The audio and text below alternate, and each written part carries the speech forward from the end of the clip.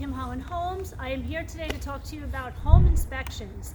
I have Tom D'Agostino with me. Hi, Kim. Thank you so much for coming from Long Island Home Inspection Associates. So today we're going to talk to you and tell you a few things that you should be looking out for and give you some information about home inspections. So we're in the back of this house here. Let's talk about the roof. Let's start there because it's a big ticket item for people to replace. So talk to me about right here. I believe that's the fireplace on the house. What are you looking for? You have the fireplace, you have the burner chimney. What are you looking for when you look at the roof of the house? Okay, Kim. Well, at first, when I do my home inspection, I look at the roof from the ground. I walk around the house once or twice, and I look at the shingles from that perspective. Then I grab hold of my ladder, and I do like to walk roofs where I can, as long as it's accessible and safe. So I get my ladder, which is a telescopic ladder, and I'll set it up. I can show you in a little while. Sure. I have it with me. And I lean it against the gutter, and I go up above, and I walk the roof. And what I'm going to be checking and looking for is, I'm going to be looking at the shingles up and close. I'll be looking at flashings, look at the skylight, the vents, and of course the chimneys, like you said. You mentioned the fireplace chimney and the burner chimney. Both chimneys, all these things that I just spoke about, skylights, vents, are all penetrations through the roof. And you have flashings around them, and you want to check and see if all that's in good standing and it's in good shape. Of course, later on during the inspection, I'll be looking at the home from the inside and looking at the ceilings and the roof decking to see if there's any moisture intrusion or any issues from that perspective, from that angle. But walking the roof gives away the shingle condition up close, the flashing condition up close. Looking at the bricks at the chimneys, you want to see that the bricks are in good shape, Right. no cracks, no damage, no aged condition. And of course, look at the mortar joints, which are the gray concrete between each brick. That's called a mortar Okay. joint. You look at that. You want to That's see what the they call condition of that. pointing, right? Repointing of the mortar. Okay. Yes, that's correct. And chimneys, roof shingles. Look at the vents. So let me ask you this. Go ahead. Let me stop you for a minute. So how important is it, because I have dealt with inspectors before Yes. that actually don't physically go on the roof. So is it possible to get an accurate reading of what's going on the roof around the chimneys and the flashing and the skylights without actually being up there? Okay, well, that's a very good question. So I would say everybody has their own opinion about viewing the roof and how thorough they are looking at the roof, and that's fine. A roof can be looked at from the ground with binoculars, and they can get into little spaces and get close up with binoculars. So the reality is they can look at it from the ground, as long as if it's a very high roof and you look at it from binoculars, you may not see it as well. But I personally like to walk a roof if it's a ranch like this. Colonials, I have gone on split level homes with ease, and a colonial, I'll go on the lowest section first, Right. and then I'll expand my ladder up and do the upper section. But there's new ways of checking out roofs these days, and the way to do that would be binoculars is an old Right. way of doing it, and that's perfectly Right. fine.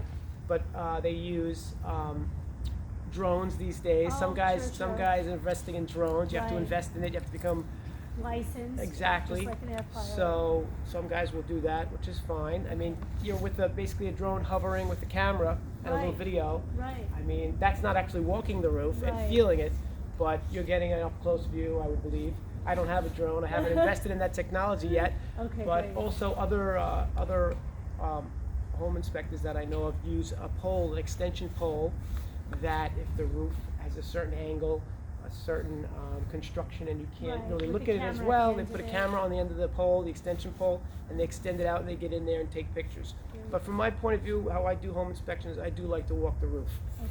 Awesome. I feel it's a better way of feeling the roof, seeing the shingles up close, and then looking, like I said, at the flashings and the chimneys up close.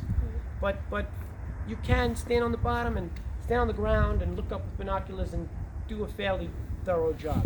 So here now, I know that when we've done inspections in the past, we've talked about how the soil shouldn't be up against the siding of the house, or the flower bed shouldn't be up against the siding of the house. And then there's also a little piece of concrete from this slab that looks like it's cracked or breaking apart. So if you can talk about what would be what you'd be looking at in this area and what you'd be looking around the whole house of a slab, on a slab. Sure. Kim, when I walk around a home, I'm walking around a home at least twice to look at all the different aspects of the home. And yes, the foundation is very important, of course. So I walk around, I look under the siding, I look at the concrete surface, I'm looking for cracks, I'm looking for spalling, which is the concrete's popping off, Right. showing excess moisture. I'm looking for also, sometimes on a sunny day, spring, summer day, you can see ants going under the siding or going on the siding up above to get into the house, and that's just indicative of root destroying organisms close to the house, carpenter ants and termites. So I look for the concrete to be in clean condition, good shape. I want the concrete to be exposed. I'd like to see 4 or 5 inches of concrete at least. It would be nice, maybe 3 inches or 4 inches, minimum, but that would be good. And then of course the grading on the outside of the house. We like the grade, which is the soil, the earth, to be pitched away. Theoretically, you want it to be pitched away so that the water runs away. In this instance here, at this location, you'll see that the flower bed is high, and water will pond and collect along the foundation, which is not a good idea. Generally, that is conducive to moisture intrusion and moisture damage to the foundation. So all this right here, which is usually when you want to make the flower beds beautiful in the spring, you go, you get the mulch, you add the mulch. So you can see that this is a little bit higher because this is where most of the flowers would sit, and then it's pitched against the house. So you'd probably want to maybe dig some of the soil out so that it would be more flat, and then the rain didn't pitch and That's correct. settle against the house. That's correct. Okay, Absolutely. great. Okay, awesome. Let's talk about the burner and the attic. Okay, great. If you have an older boiler, but you have updated parts, how is it just as good with updated parts and new parts? And how do you know that they Sure, have parts Kim. inside? Sure, Kim. I'll let you know that when I view boilers, right away I look for service tags. So I like to see, or if the homeowner's in and present, I'll ask the homeowner about who they use, if they use a reputable company, and if it's on an annual basis. And then when I'm at the boiler, again, I would look for service tags. I will look at the actual boiler components. You have many different components. You have circulators, expansion tanks, flow valves, solenoids, zone valves, shutoff valves, drain bibs. You've got the coil, the domestic coil for the hot water at the showers and the dishwasher. And then of course those service tags will indicate how often, there's dates on them. Like a diary of every time. And it it'll was also there. show what components were changed throughout that previous year. And then of course, looking at the boiler from my experience, I could see that this expansion tank has been updated. Sometimes the heating contractor will write a date on it that shows you when it was last Oh, there it is. replaced, right on the top. Yep. See that? Good. And then this flow valve right here, the brass flow valve in the front, Yeah. that looks updated. Okay. So I can see that the boiler has at least been serviced and attended to over the years. Then as the boiler is running, of course, we want to make sure there's no smoke, there's no exhaust fumes. Would this be the? I'm sorry. Would Sure, this be let's the see. service right there? No, No. this is this is the installer. Writes the date. It's the installer serviceman. Okay. That's just for the initial installation. Okay.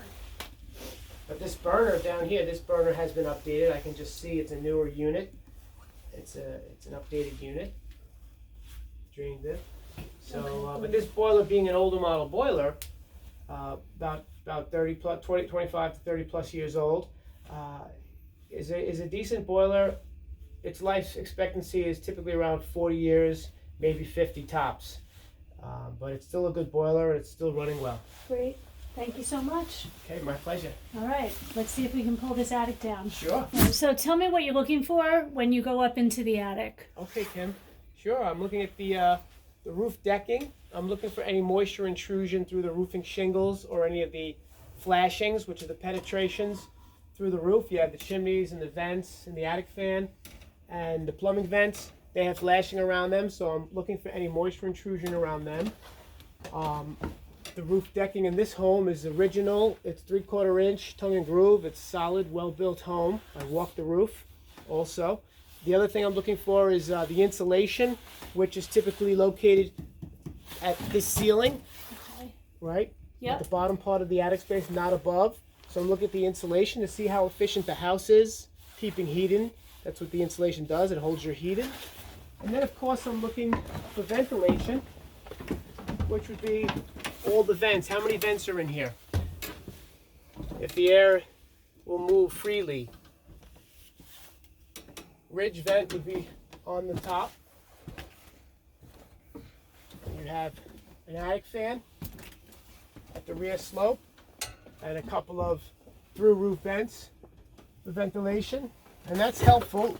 And the reasoning behind having ventilation, proper ventilation in an attic space, is so that moisture vapors don't stay inside an attic space and they move freely out of the attic. You want to keep moisture very low in an attic space. How important is it to have plywood over the insulation?